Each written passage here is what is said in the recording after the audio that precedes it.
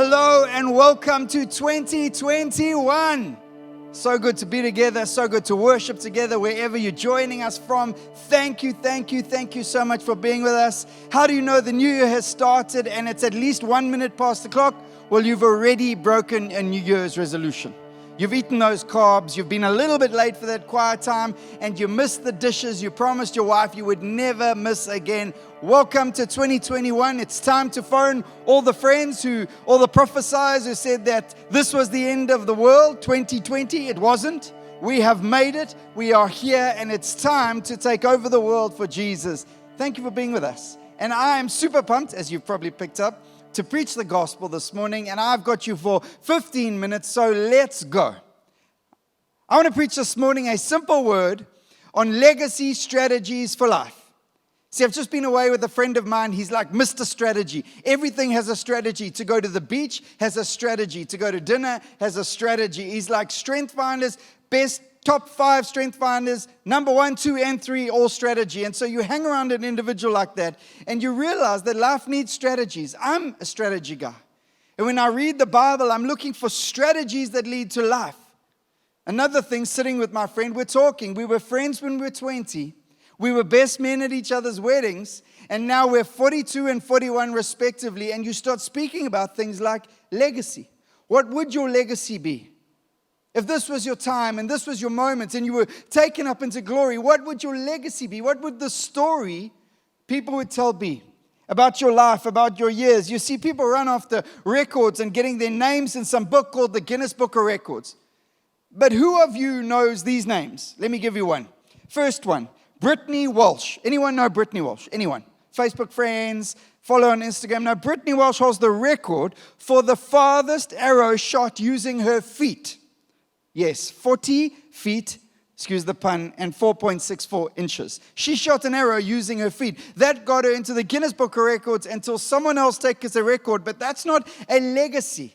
That's a name in a book. What about Lucky Diamond Rich, the most tattooed man ever to live, over 1,000 hours of body modification? What about Tazio Gavioli, a good one? I wouldn't mind this one. 36 consecutive pull-ups. I mean, I would just if I could do that alone, you're winning at life, and 2021 is rocking. But this man owns the record for the most consecutive pull-ups with your pinky only.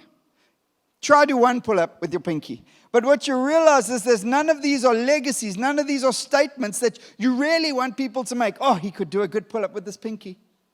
No, at my funeral, the moment I go back to be with Jesus and people are speaking, I want them to speak about the life that I lived, the love that I gave, the generosity I poured out, the kindness I gave away, and how I was loved by Jesus. In Mark 14, there's this amazing situation, and it starts out just by telling us this. Jesus is reclining, having a meal at Simon the leper's house. If you want to know all about Jesus, the fact that Jesus wasn't chilling out with the religious, he wasn't chilling out with those who'd done their daily devotion for the day. He was at the outcast's house, Simon the leper. He was there. And while they're eating, something extraordinary happens that leads Jesus to make an extraordinary statement to a beautiful lady in the midst. A statement of legacy, a statement of you will be remembered. And Jesus says this to her in verse 9 of chapter 14. Truly I tell you, wherever the gospel is preached throughout the world, what she has done will also be told in memory of her. What she has done will be told. Wherever the gospel goes, for all of eternity, there will be a story told, a memory made, a reminder of what this lady has done. What did she do? That was so amazing. What life did she live for all her years? It was so incredible. They laid out this legacy for her story. See, as Jesus always did, he picked an unlikely person. This lady described as a lady who lived a sinful life. We don't know much more than that. We love to get excited. We love to say, well, she must have been a prostitute. Well, the Bible doesn't actually tell us that. It just says sinful life. But brokenness, sin leads to brokenness, pain, death. Let me read a little bit more from Mark chapter 14. Now the Passover and the festival of unleavened bread were only 2 days away. And the chief priests and the teachers of the law were scheming to arrest Jesus secretly and kill him. It's all going down. But not during the festival, they said, or the people may riot. Good strategy they had there. While he was in Bethany, reclining at the table in the home of Simon the leper, a woman came with an alabaster jar of very expensive perfume made of pure nard. She broke the jar and poured the perfume over his head. Wow. So that's her action. She breaks into this party. She takes an alabaster jar, she breaks it and pours the perfume. And the book of Luke tells us that she washes his feet with her hair with this perfume. And it's this emotional act of worship to her king. She's in the presence of Jesus and she uses that moment to break open this precious perfume, pour it over his head, wash it down his body, and wash his body, as we are told in Luke, with her hair. It says this in Luke 7. A woman in that town who lived a sinful life learned that Jesus was eating at the Pharisee's house. So she came there with an alabaster jar of perfume. She wasn't even invited. She just heard, Jesus is in town. I'm going there. Jesus is here. I'm going there. And I'm going to take something I can get my hands on, something precious, a gift that I can pour out over him. She had a strategy. Maybe she'd messed up in her life. When someone is described as a sinful life, we tend to think of something really wrong. But the Bible says we all sin and fall short. And so she comes with a strategy. See, her actions lead Jesus to make a statement that she will have a legacy. She will be remembered for all the years to come wherever the gospel is preached. And too many today are making and doing actions that get a reaction from people but not a response from Jesus. See, all too often, we think about what the world thinks about what we leave behind. But how much does that really matter when we're in the presence of glory, in the presence of Jesus, the only one whose opinion really matters? How much will my Lamborghini in the garage back on earth mean? I want to challenge you this morning to make legacy decisions for life in Jesus. Carries on in verse 4 of Mark chapter 14. Some of those present were saying indignantly to another. Indignantly. I didn't nail that one. Indignantly to one another. Why this waste of perfume? It could have been sold for more than a year's wages and the money given to poor. Doesn't that sound so righteous? And they rebuked her harshly. Good religious people. Leave her alone, Jesus said.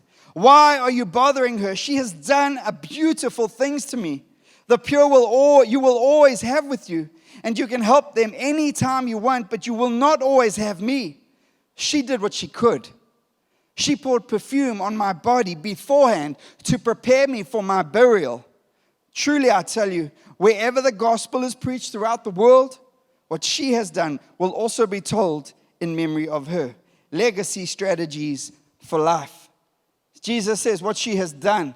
He speaks of it. So when I read the Bible, like I mentioned earlier, I'm a strategy guy. I look at the strategies. I look at what Jesus feeds back and I go, I want to embrace that and take that into my life and live it out as something of a strategy, not on how to succeed in life, how to please Him, how to live for Him, and how to live in the life that He gives. So point number one, simple as this: what the world calls wasteful, Jesus calls beautiful. What the world calls wasteful, you're wasting that year's wages. You are wasting it. Jesus says, no, hang on. What she did is beautiful. It says they rebuked her harshly. Leave her alone, Jesus said. Why are you bothering her? She has done a beautiful thing to me. Why? Because this is her worship. She knows her past more than anyone, more than the skinnering as she's entering the house to get in Jesus. Why is she going in there? She shouldn't be there. She shouldn't be allowed in. She knows.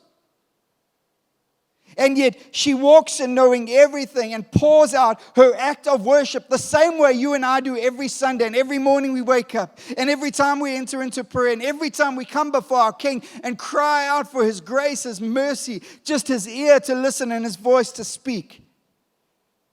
But I want to tell you, in what is called beautiful by Jesus, there's a cost and you will be criticized. There's an emotional cost for her. She's ridiculed. She's challenged. We know what you've done, and now you come to Jesus? How hypocritical. Or what about the cost financially? She would have taken all her years of saving, and her year of saving, she would have bought that perfume that would have been a potential inheritance for her children, and she pours it over Jesus, and everyone goes wasteful. Jesus goes beautiful. What about the cost relationally?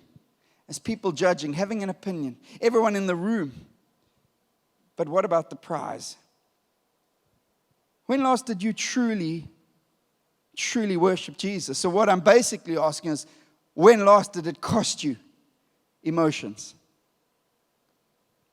finances, time, talents, treasures? When last were you prepared to lay things aside to worship Jesus? I'm not talking about worship on a Sunday at church. I'm talking about worship Jesus. Kneel before the presence of Emmanuel, the God who is with us, the God Christmas tells us came to be with us. When last was your worship costly to you? Because that's what Jesus calls beautiful. The world will call it a waste of time. But I want to tell you, Christianity is not a once-off occurrence. When last did you break something? Time, talents, treasures. When last did you break something before Jesus so that Jesus can do what he loves to do, which is break things in and over us of life? Second point, do what you can, not what you can't. Mark, what do you mean? Well, we live in an aspirational world when we think we can get everything, and the highest earner on YouTube is some 7-year-old kid who reviews toys. So we think we're going to aspire to that, and the big life is going to come. So what we start doing with Jesus, we start trying to please him with things that we shouldn't be trying to please him with. And how does he commend this lady? He measures her this way. He says, she did what she could. Not less than what she could and not more than what she could. She did what she could. What can you do? Because most people live in a space, well, I can't preach like that guy, I can't speak like that guy, I can't pray like that lady, I can't give like that billionaire. So what do? We stay in the blocks and we don't do what we can. And Jesus commends this lady and says, a strategy for legacy and life, and your name will be remembered for eternity wherever the gospel is preached. Your name will be mentioned. Why? Because she did what she could. She's like that amazing lady in Mark chapter 12, who speaks about, but a poor widow came and put very small copper coins worth only a few cents. Calling his disciples to him, he needs to teach his guys. Says, guys, I need you to get this. Truly, I tell you, this poor widow has put more into the treasury than all the others. They gave out of their wealth, but she gave out of her poverty, putting in everything, all she had to live on. When last did you give out of your poverty? Yes, time, talents, treasures. Yes, give in worship to Jesus. Yes, costly. When last did you give out of your poverty? Why? Because Jesus commends a lady for doing all she could do. What can you do? What are the New Year's resolutions, the promises you've made to God that you've probably already broken? And yet God is so gracious. He says, come back, speak again, let's go again. And lastly, don't miss the moment. I love that statement. It says the word, you cannot get 3 things back. The word after it is said, the moment after it is gone, and the time after it is past. You just can't get those 3 things back. The word after it's said, once you've said it, you've ever had those moments? The time after it's passed. It's like you can't move a clock backwards. You can't stop the world and anti-rotate it. What about the moment after it's gone? You see, Jesus says this, she poured perfume on my body beforehand to prepare me for my burial. There's something about the timing of the story. There's something Jesus is saying is she did this before I went to the cross. She did this before I rose from the dead. She did this before the world saw that I am everything I said I was. And I'm telling you, Jesus is challenging much of modern day Christianity that is waiting for the miracle rather than worshiping the miracle worker while we wait. Can I say that again? Because that was good. Too much of Christianity is about waiting for the miracle. God, I'll worship you, I'll praise you, I'll give to you when I get my miracle. And Jesus says, no, this lady, she has a legacy strategy for life. Why? Because she gave and she worshiped. She sacrificed and she paid the price to worship me. And it was beautiful, and she chose to do it before anyone else saw me go to that cross. See, timing is important. 2020, it's gone. You can't get it back. You don't get a do-over. You don't get to take it back. 2020 is gone. All its challenges, all its passes, they're gone. But 2021 is here. Today is here. My family is here. You are here. This city is here. The world is here. Will you live now? Will you take the moment now to worship Jesus? See, I love the fact that Mark 14 and Luke 7 says that this sinful woman will be remembered. But what will she be remembered for? And not as a sinful woman, as a worshiper. She has a legacy, a story being told for all eternity until we go back to heaven. Wherever the gospel goes, you will know of this amazing lady as a worshiper who cracked open the alabaster jar and poured the perfume over Jesus and washed his feet with her hair. She got down and took her glory, her hair. In those days, your hair was your glory as a woman. She took her glory and she washed the glorious one's feet and gave him glory. When last did you give him glory with your glory? Or are we so good at taking our glory for today, we forget there's an eternity coming, and that opinion matters higher and greater than any other story? See, I want legacy. I want my kids to tell stories about me. So do you. But what stories will they tell? The car you had in the garage, that'll fade away. The house, that'll be gone. The big deals you did, someone else will do a bigger deal and impress them more. Or the fact that you loved, you lived, you gave, you sacrificed, you were kind, and you were loved by Jesus, and you worshiped your King, and you gave him glory. What matters more than what your kids think? Or your friends or this world? What does Jesus think? 3 strategies for legacy in life. What the world calls wasteful, Jesus calls beautiful. Do what you can, not what you can't. And don't miss the moment. You see, there's this great juxtaposition, struggling today, of Christianity. The way to gain a life worth remembering is not to store up and build up and put it all in a box. No, the way to gain a life worth remembering is to give it away. To give it away. For Jesus, for his glory, for his wonder. Whether we're using our glory to wash his feet, whether we are declaring it on the streets of the city, whether we are doing deals for his glory, or whether we're giving to the poor, giving to his kingdom advancing, whatever it looks like, that's what matters. And that's how we build a life of legacy. We surrender all. Not just songs we sing at church because the worship leader starts singing them, but lives laid out before the King of Kings. I surrender all. And I surrender all. She's down on her feet, on her knees, at his feet, taking her hair, pouring the oil, the perfume over his feet. All to thee, my precious Savior, I surrender all. Will you surrender it all to Jesus now? Will you give what you can? Will you trust him? Will you allow your mind to be renewed so that your story can count and be remembered? We love you. We're praying for you every day.